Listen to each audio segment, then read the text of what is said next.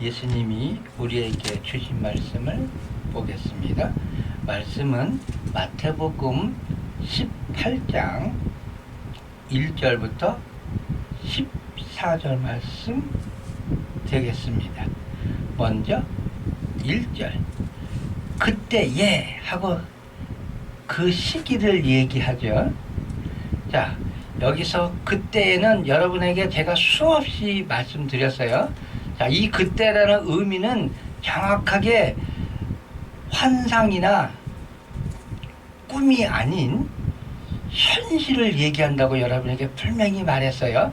여기서 그때란 이 현실은 어느 때냐면 마태복음 16장 16절 베드로가 주는 그리스도시요 살아계신 하나님의 아들입니다 하고 얘기한 그 신앙 고백 위에 예수님이 뭐라고요?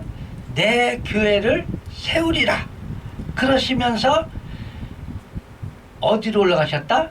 산으로 올라가셔서 변형된 모습으로, 그래서 천국에 올라가면 그 모습을 보여주시고 난 다음에 내려왔을 때 사람들이 제자들에게 아이의 병을 고쳐주기를 원해서 데리고 왔으나 고쳐주지 못했고 그 아이의 부모는 예수님께 나와서 얘기합니다. 제자들에게 병을 고쳐달라고 데리고 왔더니 못 고쳤습니다. 예수님이 말씀하시기를 내가 어느 때까지 너희와 같이 있을 수 있겠냐 그러면서 아이의 병을 고치죠. 자, 아이의 병을 고쳤더니 제자들이 하는 얘기가 뭐죠? 왜 우리는 이 병을 못 고쳤습니까? 그랬더니 주님이 뭐라고요? 믿음 얘기하죠. 자, 그때는 바로 이때를 얘기하는 거예요. 왜 못 고쳤습니까? 하고 했더니 너희에게 뭐가 없다? 믿음이 없다. 그러면서 중요한 게 있어요. 예수님이 이 땅에 오셔서 하신 사역 중에서 크게 세 부분으로 나눠집니다. 첫째 시기는 어떤 시기예요? 유아 시절. 그래서 사역하지 않고 그냥 평범하게 사시는 그런 삶. 그 다음에 30대 전후로 해서 세례 요한이 이제 잡혀갈 그쯤에 공생애를 시작하시고, 자, 그 공생애를 시작하면서 터닝 포인트가 뭐다?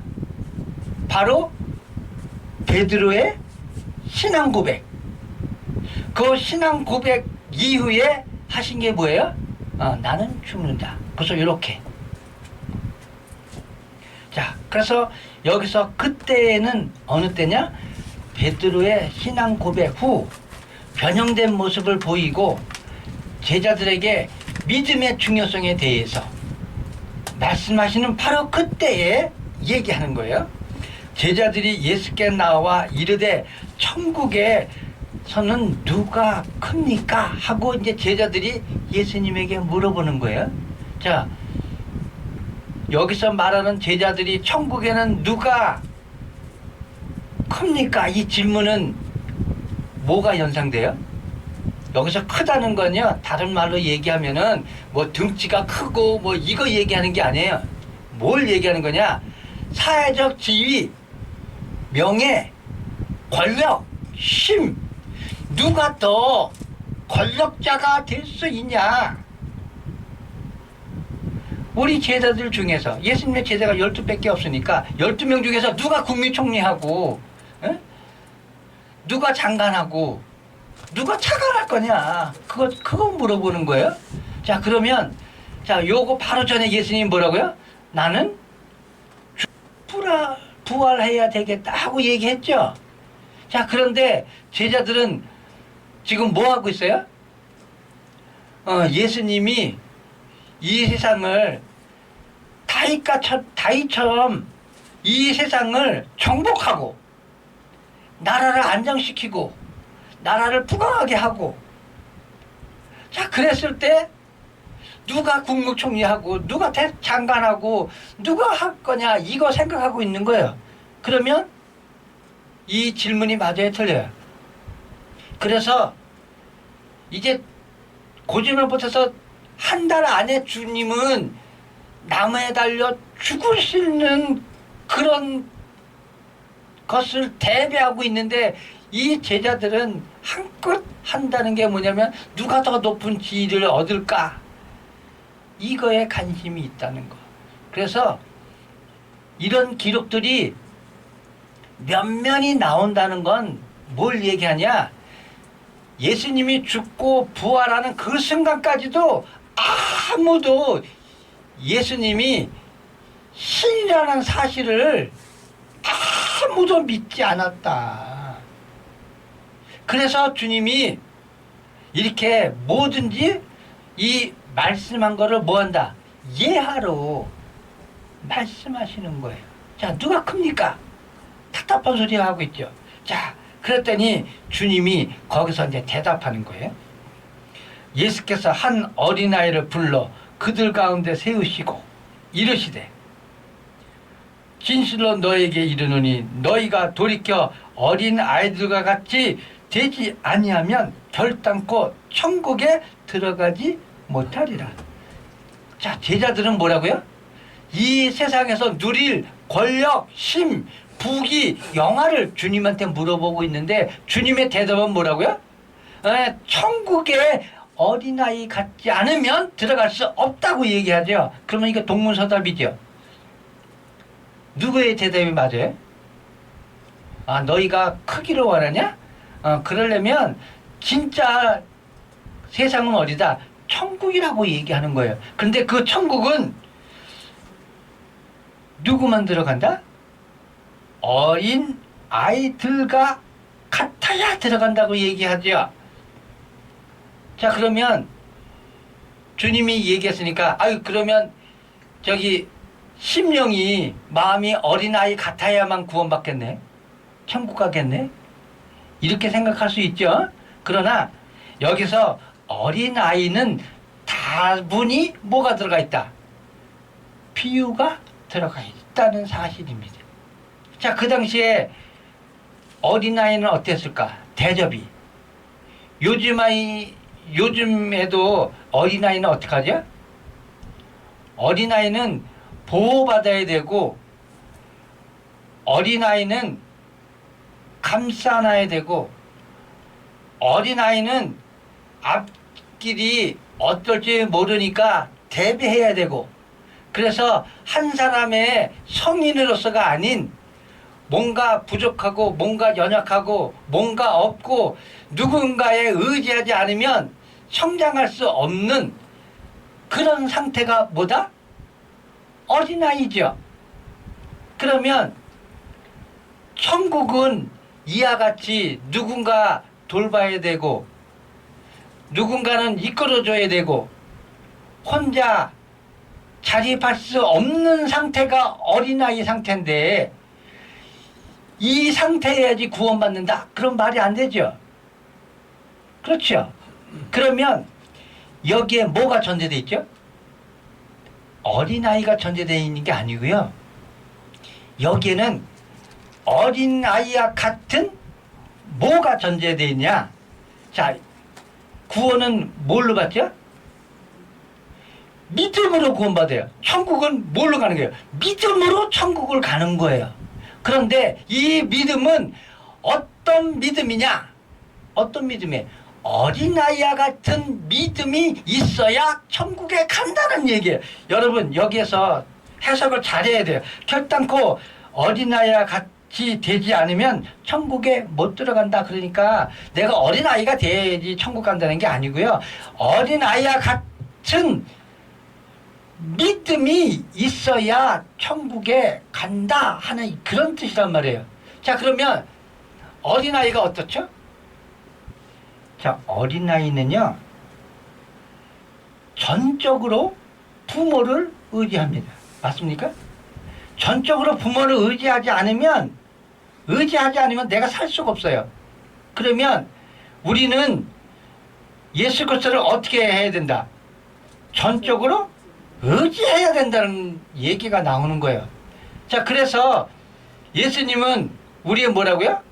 아버지라고 그러잖아요.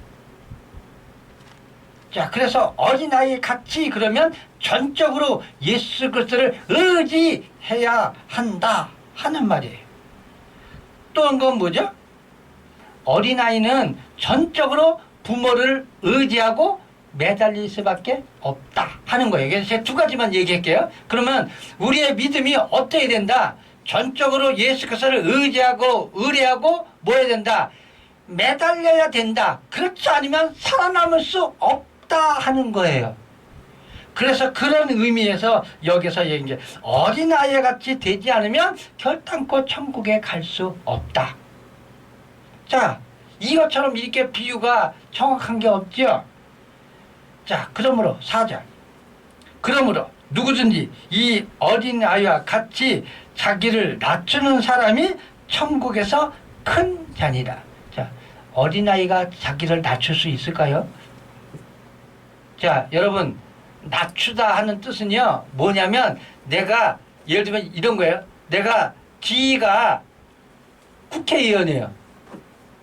다른 사람 서민이고. 그런데 내가 국회의원이지만 그 권위, 지위 내려놓고 일반 서민과 같이 뒹구는 게 뭐예요? 이게 자기를 낮추는 거죠. 그런데 여기는 어린아이와 같이 자기를 낮추는 자가 큰 사람이다? 어린아이가 아무것도 없는데 자기 스스로가 존립이 안 되는데 뭘 자기를 낮춰요. 그렇죠? 그래서 여기서 자기를 낮추는 게 의미가 있는 거지, 여기 어린아이는 사실상 이 단어에서는 의미가 없다.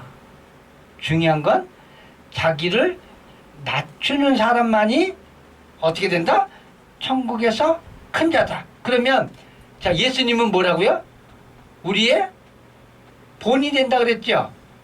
그래서 예수님은 자기의 그 높은 보좌 다 마다하시고 말씀이 육신이 되어 자기를 낮추기까지 오셨다. 그럼에도 불구하고 뭐 했다? 또 낮추죠. 어떻게? 죄인의 모든 것을 다 뒤집어 씌움을 당하기까지 뭐였다? 낮추셨다. 그래서 이런 자들이 뭐다? 천국에서 큰 자다. 자, 천국도 분명히 뭐가 있다? 주님이 말씀하세요. 천국에서도 큰 자가 있다 없다? 있다. 자, 그러면 여러분 뭘로다가 천국 가서 지위를 누릴 수 있을까요? 예를 들면 사회에서 목사였으니까 저 사람은 지위가 높았으니까 하늘나라에 올라가면 천국에 오면 지위가 높고, 나는 지위가 집사였으니까 나는 지위가 낮고, 이런 걸로 따지는 게 아니에요. 지위는 뭘로 따진다고요? 여기 분명히 얘기해. 자기를 낮추는 자. 천국에서 지위가 높은 자는 뭐다? 자기를 낮추는 자다. 5절. 또 누구든지 내 이름으로 이런 어린아이 하나를 영접하면 곧 나를 영접함이니 하면서 얘기합니다. 또 누구든지 내 이름으로, 내 이름은 누구예요? 예수 그리스도 이름으로 이런 어린아이 하나를 영접하면, 자, 영접한다는 게 뭐죠? 대접하고 예수 믿게 전도하는 거 얘기하는 거예요. 자, 그러면 여기서 이 어린아이는 어떤 아이예요? 자, 어린아이 그러면 나이가 어린 것만 생각하지만 여기서 어린아이를 통칭하는 게 있어요. 자, 어린아이는 어떤 사람을 통칭하냐면 사회적으로나 문화적으로나 역사적으로나 가난하고 별 볼 일 없고 힘없고 하찮아 보이는 그런 사람들을 얘기해요. 그러니까 사회적인 약자 얘기하는 거예요. 그래서 사회적인 약자를 영접하면 그런 뭐예요? 그런 사람들을 대접하면 곧 나를 대접합니다. 자, 성경에는 이렇게 기록되어 있습니다. 어떤 사람이 하늘나라 올라갔더니 너는 내가 금지일 때 먹을 것을 주지 않았고 내가 헐벗을 때 너는 옷을 주지 아니하였다.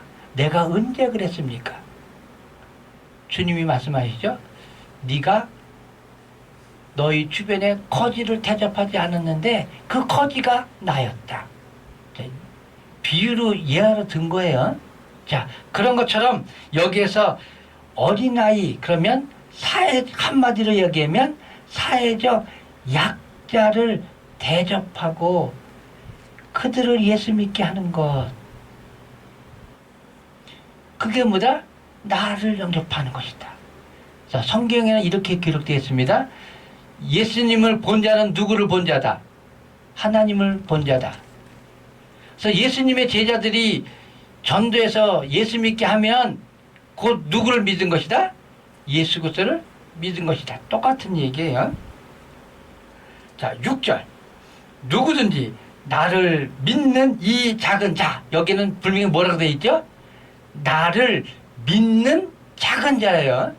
그러니까 예수를 믿었는데 그 믿은 자가 큰 자가 아니고 작은 자예요. 그러니까 아무 보품도 없고 그냥 사회적으로 그냥 무신하다가 천대당하고 이슬람만 하고 그런 사회적 약자라도 예수를 믿는 자를 작은 자 중 하나를 실족하게 하면 다른 말로 얘기할게요. 예수 믿는 연약한 자를 예수 못 믿게 만들면 그러니까 예수 믿었었는데 그나마도 아주 작은 자였는데 그 자가 돌이켜서 예수를 안 믿게 되면 그런 뜻이에요. 실족하게 하면 차라리 연재 맷돌이 그 목에 달려서 깊은 바다에 빠뜨린 것보다 나으니라. 연재 맷돌 메고 바다에 빠지면 어떻게 돼요? 죽는 거죠. 자, 그런 뜻이에요. 그러니까 예수 믿는 자, 아주 연약한 자, 하찮은 자라도 그 믿음이 사라지고 예수 안 믿게 만들어 놓으면 이와 같이 연자 맷돌 메고 죽는 것보다 못하다 하는 거예요. 7절. 실족하게 하는 일이 있음으로 말미암아 세상에 화가 있도다. 실족하게 하는 일이 없을 수는 없으나 실족하게 하는 그 사람에게는 화가 있도다. 자, 이 화는 뭐죠? 성경은 화로다 화로다. 다른 말로 이렇게 망하게 되었다 그런 뜻이에요. 8절. 만일 내 손이나 내 발이 너를 범죄하게 하거든 찍어버리라. 장애인이나 다리 젖는 자로 영성에 들어가는 것이 두 손과 두 발을 가지고 영원한 불에 던지는 것보다 나으니라. 자, 여기 뭐죠? 멀쩡한 것보다 손발이 범죄하면 차라리 그거 찍어버려서 없이 영생으로 가는 게 낫다. 멀쩡하게 영원한 불에 던져지는 것보다 낫다. 그럼 여기 어디죠? 지옥과 천국 얘기예요. 분명히 성경에는요, 지옥과 천국을 수도 없이 반복하고 있어요. 그런데 요즘에 어떻죠? 요즘에 지옥, 천국 얘기하면 사람들이 이제 하도 이게 울고 먹어갖고, 울고 먹지도 않았지만, 어느 순간부터인가 요즘 교회에서 여러분 지옥, 천국 얘기해요? 지옥, 천국 얘기 안 해요. 그런 건 그건 뭐다? 아, 성경에도 예수님도 툭탁하면 말씀하신 게 뭐예요? 분명히 얘기했잖아요. 두 손과 두 발을 가지고 영원한 불에 던지는 것보다 낫다. 영원한 불, 그건 뭐예요, 이거? 지옥 얘기하잖아요.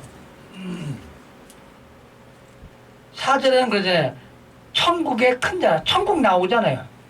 그럼 이렇게 수도 없이 천국과 지옥, 주님은 말씀하고 계신데, 왜 요즘엔 이제 말 안 할까요?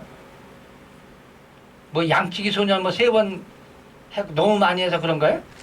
아니, 많이 하지도 않았어요. 그런데 이 사회가 어느 순간부턴가 그나마도 하지 않는다는 거죠. 9절 만일 내 눈이 너를 범죄하게 하거든 빼어버리라. 한눈으로 영생에 들어가는 것이 두 눈을 가지고 지옥불에 던지는 것보다 나으니라. 8절하고 똑같은 의미예요.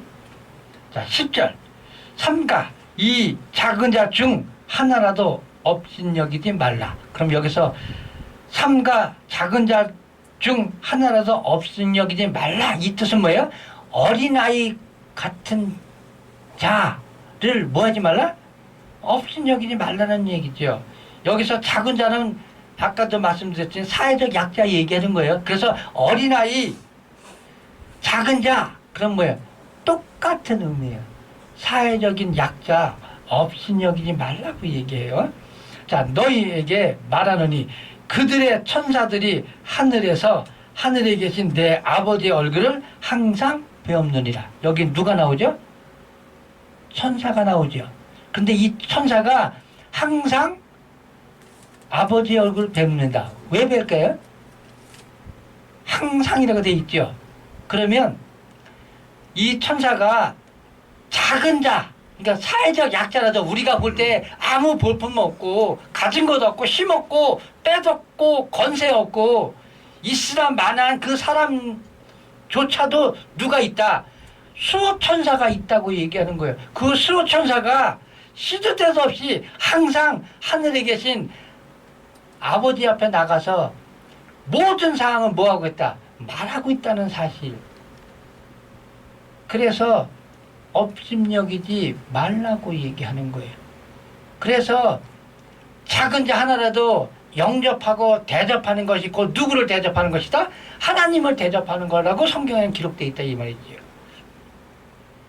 12절 너희 생각에는 어떠하냐? 만일 어떤 사람이 양 100마리가 있는데 그 중에 하나가 길을 잃었으면 그 99마리를 산에 두고 가서 길 잃은 양을 찾지 않겠느냐? 진실로 너에게 이르노니 만일 찾으면 길을 잃지 아니한 99마리보다 이 것을 더 기뻐하리라. 이와 같이 이 작은 자 중 하나라도, 자 여기에서는 이 작은 자 또 나오잖아요. 그죠? 이 작은 자가 누가요? 어린아이 같은 자를 얘기해요. 자, 하나라도 있는 것은 하늘에 계신 너희 아버지의 뜻이 아니니라. 자, 그러면 여기에 아버지의 뜻이 또 하나가 나오죠. 뭐죠?